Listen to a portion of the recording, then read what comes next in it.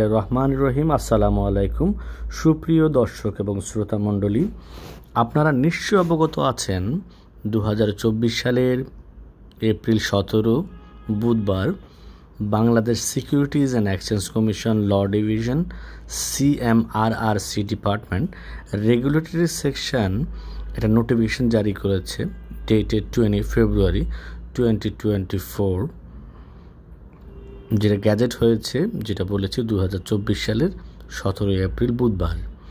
তো এই নোটিফিকেশনের মধ্যে দিয়ে ওনাদের পূর্বে প্রদানকৃত notification BSEC/CMRRCD/2006-158/208/admin/81 dated 20 June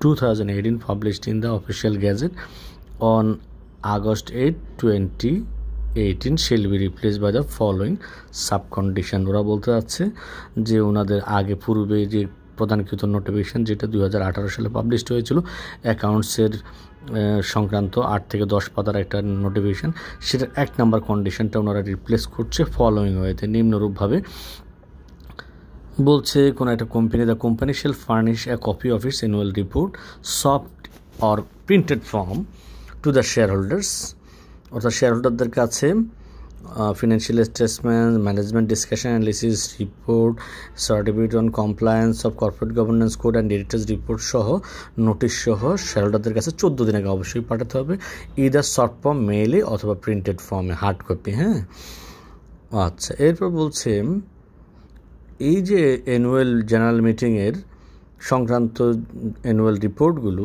security exchange কমিশনের কাছে পাঠাবে 5টি এবং এক্সচেঞ্জগুলোর কাছেও 5টি করে পাঠাতে হবে, পূর্বে যেটা 30টা করে ছিল।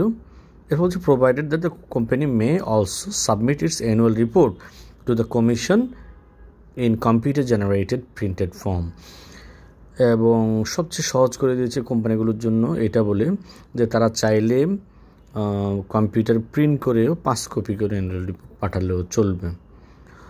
Thank you for watching the video.